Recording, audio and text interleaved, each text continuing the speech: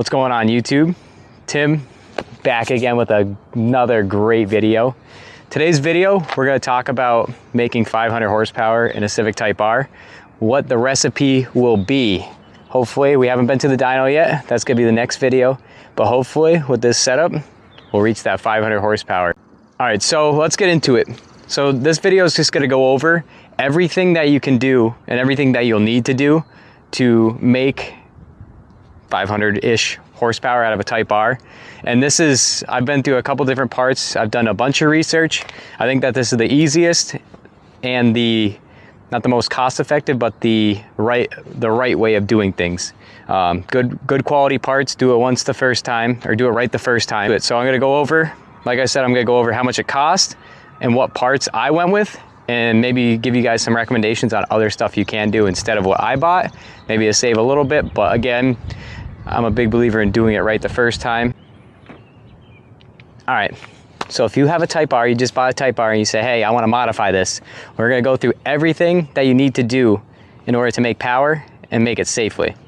So the first thing, number one, if you have a stock Type R, is going to be the Data, which is the software and the hardware to be able to tune the car. They have K-Tuner, but if you want to make anything with E85 or any upgraded fuel system, Data has much better support, at least for the Type R platform. I know the SIs are a little bit different. Everyone really goes with K-Tuner with those. But first thing, number one, Data. Then you got your basic bolt-ons, which you can make up to around 400 wheel horsepower, depending on if you have E85 or not, or run E30. So basic bolt-ons, going to be intake. The big thing with the intakes that everyone goes with PRL is the MAF, the upgraded MAF housing. They have the race, which this is what that is, and they have a street version. You need the MAF in order to flow and get a proper reading with upgraded turbos.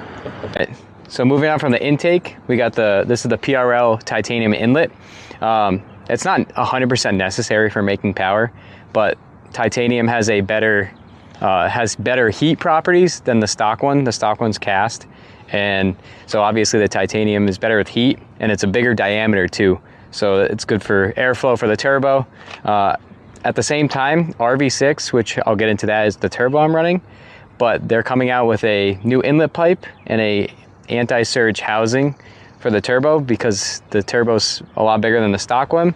So I'm going to be replacing that at some point once they release that. So this is optional. I would say get it, just because it's got more benefits than it doesn't. Moving on from that, intercooler, that's a must. Got to keep those charge temps down.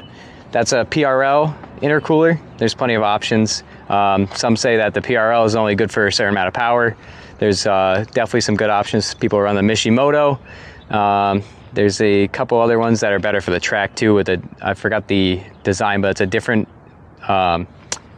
plate design, which is better for the track. Along with that, we have the PRL charge pipes. That's a big thing. Even if you have a stock car, if you buy one used with higher miles, definitely you might have an issue of the coupler on the throttle body.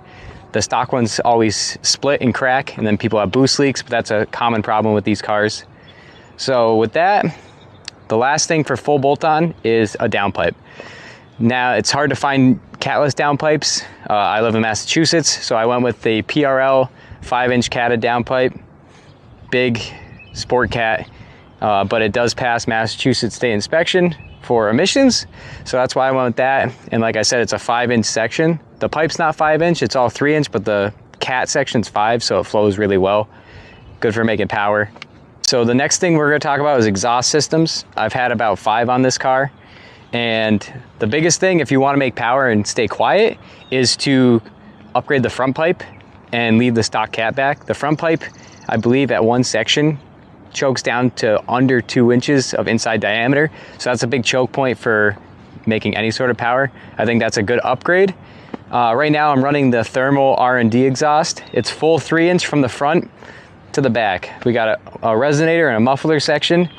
Kind of keeps the stock tip design, but like I said, I've been through a couple different exhausts here, and I like this one so far. It's pretty rowdy, but Finding one that is full 3-inch will also help with making power. You don't have any choke points. A lot of the aftermarket exhausts for this car, they coming from the front pipe, they either have a choke point from 3-inch to 2.5 or at the down pipe. So it's kind of hard to find exactly what you want. That's why I went with this one. Like I said, so if you're gonna do anything and keep the stock exhaust, just do the front pipe. Moving on from that, so we talked about exhaust, we talked about the basic bolt-ons. So I'm gonna go over a couple things that you don't need to do, but I'd recommend doing if you wanna make somewhere in the 500 range. I recently did the Hasport 62A full street kit. So you got the passenger side, the transmission mount, which is underneath the intake here, you probably can't see it, and then there's the rear mount. If you want to skip everything, or if you want to skip anything on the mounts, I would say skip the side mounts and just do the rear. They have a 62A, a 70, and I believe an 88 and the 94. If those are the increments, I believe they are. Obviously the lower number is softer. The higher you go up, the more stiff it is and the more vibration that you're gonna get through the cab. I think that if you wanna do all the mounts, I would go with the 62A. It's a good combination of the two to keep the motor in place and not be rattling your teeth out. Or you can just do the rear and pick a higher bushing, so you get a little more vibration, but just a little bit more stiffness just from the rear. So that's a good option too. Moving on, I did the radium overflow tank just because the stock one's really ugly, and I like the way this looks. It looks good with the mounts, and the stock passenger side mount is pretty ugly too. So that's another thing you can do. Also, if you look here, we got the radium overflow, and then I have the radium catch can. That's a big thing for these direct injection cars.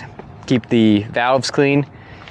That's a must in my opinion, right? That's the first thing I did when I got the car. I had like 200 miles on it, tossed that on. So that's pretty much it for this kind of stuff, for bolt-ons, extra parts. And we're gonna roll into the fuel system.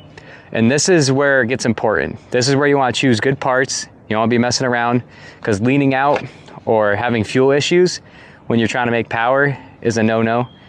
And nobody wants to grenade their motor from not getting enough fuel. So what I went with, biggest thing, even if you're just full bolt-on, it's kind of a safety net on 93, and if you do the E30 with just full bolt-on stock turbo, is the XDI pump. So they have XDI pump. This is the high pressure fuel pump right here. They have that, or your other option is to buy a Honda fuel system. I think that going separately with XDI stuff is better. They flow better, slightly better. So if you're actually going for a lot of power, that's the way to go. And Honda, it's a good product, but it's not as capable. So keep that in mind. If you're going to do the Honda fuel system, you can make a little bit more and have better flow with the XDI stuff. So XDI stuff here, we got the high pressure fuel pump. Then we have XDI 1400 cc injectors, which are down below the intake manifold in the back there. Not the best job to do, but got to get it done if you want to make power. So we have XDI 1400 cc's, and then we have a race spec flex fuel kit, which will allow you to run E85 or a mixture of E85 and 93. And that's a must. These cars are octane limited, even full bolt-on. So that's a must to get more fuel and higher octane fuel. So you got the fuel pump, injectors, and the flex fuel kit. And the last part of the fuel system that you're gonna wanna do to make power is the intake pump. I have a Dishworks 300. It's about 160 bucks. So it's not too bad. It's more of a pain to install than to actually buy. So that really completes the fuel system. And the last section that we're gonna move on to is the turbo. This is considered a drop-in turbo. It's not the factory size. It's a RV6 R660. It's a TD05 frame, which is one step up from the stock TD04. So the center section is much bigger. They do a couple nice things. They have AN fitting coolant lines. The center section's much bigger. The exhaust side's much bigger. The compressor side. just your basic turbo stuff, but it's drop-in, super simple. I mean, it's a little bit of pain to install, but to actually, it fits. There's no modifications. Stock wastegate, stock inlet tube, and the all aftermarket downpipes connect to it. So I think, in my opinion, I came from a P600, a PRL, and in my opinion, I think this turbo is going to be the far superior turbo on the market for just a drop-in without going to a Garrett kit or a full race with like a G25 or a G30. I think this is going to be the turbo to go with. I also heard that RV6 is coming out with a larger one soon. So this is 660, I think it's a 710 maybe, something like that. But if you're gonna go with a drop-in, I think this is the best. They've had good results with their beta turbos and no issues so far. So that's kind of it for the build so far with parts to make it go fast. I had a couple other things like the vented hood, so a carbon hood. I can show you guys real quick. I wanted to go with this because when you pull up to a stoplight, you can see the heat coming out of it. It sits right above the turbo. Definitely a must for if you're tracking the car, 100% a must. The new FO5 has that hood vent. There's no overheating issues. So this definitely contributes to getting rid of all that hot air under the hood. And it's carbon, it's lighter, it looks good. So I think if you want to go with a setup like this, there's plenty of options. This is kind of what I did. You can do your own research, but I think that this setup is just a recipe for that 500 horsepower. All right, now that you know what I have and what you'll need, kind of as a modification guide, we can talk price a little bit here. These are all rough prices. I have a decent memory, but I don't know exact prices on everything. So if you want to go full bolt on, intake, 500 bucks. Inlet tube, 500 bucks. Downpipe between, if you buy used or new, we'll go new, between $400 and $1,000, depending on if you're getting the sport cats like this one. This was about, I think this retails for $950. Intercooler between $400 and $800, again, depending on what brand you go with. And then moving on from that, a catch can's 200 bucks, overflow tanks, 300 bucks. That's kind of the basic bolt-ons. If you want a front pipe, you're looking at 400 bucks, depending on what brand. Exhaust between, I don't know, 800, and if you want to spend 5,000 on a full titanium exhaust, that's up to you. All right, so that covers the full bolt-on, and obviously to run any sort of tune, the Honda you'll need, which is about, for the facelift cars, so 2020, 2021, you need a canvas to unlock the ECU. So the Honda is about 700, and it's about 50, and then you need, I think it's another 100 to unlock the ECU. So pretty good chunk of change, call it 800 bucks, maybe a little more. We'll get into the motor mounts. The motor mounts, a rear motor mount's about $175 shipped, and that doesn't matter which bushings you choose on that. The side mounts are about $200 a piece, or you can buy the whole kit, rear, passenger side, and transmission mount. You can buy the whole kit for about 560 bucks, so not too bad. Onto the fuel system. XDI, high pressure pump, about 1,600 bucks. The injectors, depending on where you buy them from, like I said, the 1,400 XDI joints are, I think I paid $7, but depending on when you get a sale or not, about between $7 and $1,000. And then flex fuel kit, this is where it really varies. This is a race spec. I got the upgraded line. I only paid 400 bucks for it, brand new. PRL is about 550. You don't get the line, but you don't really need the line. So like I said, do your research. You might find a deal. Obviously buying used parts, these are all new prices. Buying used parts is the cheaper way to do things. The XDI pump, or no, the Dishworks pump in the tank, 160 bucks. Can't really beat that, super simple. So that really covers it for the fuel. Last is the turbo. So RV6 includes, RV6 and PRL turbos, and I believe the I Stage 2, which is another popular turbo for these cars. They all include install kits with new gaskets, new O-rings, and everything you'll need to actually put one of these turbos in. Like I said, they're drop-in. This is the RV6. The RV6 660 retails for, I believe, $2,500. So, and they're all in that range between $2,500 and $2,600. I think the PRL is almost $2,700. They came out with the P700. But like I said before, this is definitely, in my opinion, the turbo to go with. So, turbo, $2,500. And then when you wanted, in my opinion, the best thing to do with these cars is get a custom tune from a reputable tuner. I go with D-Rob from INW in Pennsylvania. He tuned the car full bolt-on. He tuned it with the P600. And I'm going to see him with the RV6 and the flex fuel. So, good tune. Going to run you between $300 and $800, depending on if you go to him or in the different fuels you can run. So, definitely, number one most important thing, if you're gonna spend all this money on upgrades on your car, get a proper tune, because that's gonna keep it running, keep it safe. Obviously, these motors are only good for so much, for so long. They take abuse pretty well, but having a proper tune is gonna increase that life of the motor. All right, so a little bonus footage at the end of today's video. If you haven't been following the channel, or you're just checking out this video for the first time, checking out the channel, checking out the car, go over a couple other things I've done to it. So we got CE28s. These are the Club Racer. I believe it's diamond black is the color. Got Michelin PS4S's, 265/35s.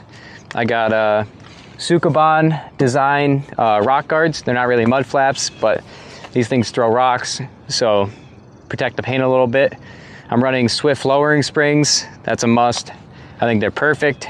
About an inch drop, stiffer than most of the aftermarket springs.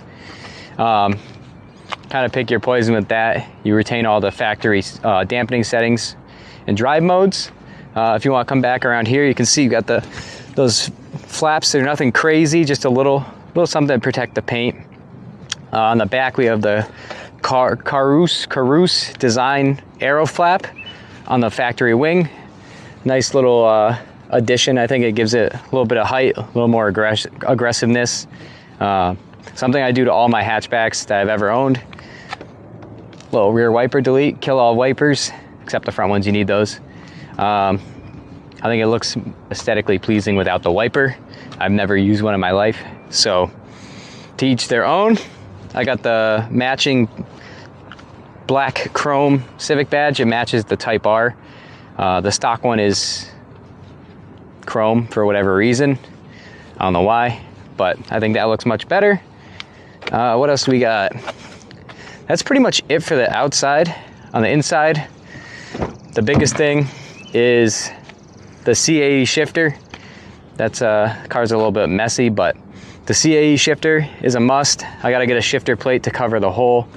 But if you want the best shifter you can buy on the market for this car, skip the hybrid racing, skip the Acuity, go straight for the CAE. Also with that, I have the transmission bushings from hybrid racing, the detent springs, and their stock cables. With the CAE, you gotta cut the stock cables, so it's up to you if you wanna do that. And also this is, I mentioned it early in the video, this is a JDM Muscle Varus style hood. So it is a rep hood. Fitment's really good. It's got the center vent. So it really depends on if you want to spend $3,500 on the full Varus hood, which I'm all set with that. So this is the Type R as it sits. If you guys liked the video, we'll have another video out at the end of the week to follow up this video with actual real life dyno results on this exact setup. So if you plan on doing something along these lines, we will have a video for you. So don't miss that one. I know there's not too many YouTubers that document not building, but making power in a Type R. So stick around and check that one out. Hit the like button, hit the subscribe. Got plenty of content coming this year. So thanks for watching. We'll catch you in the next one.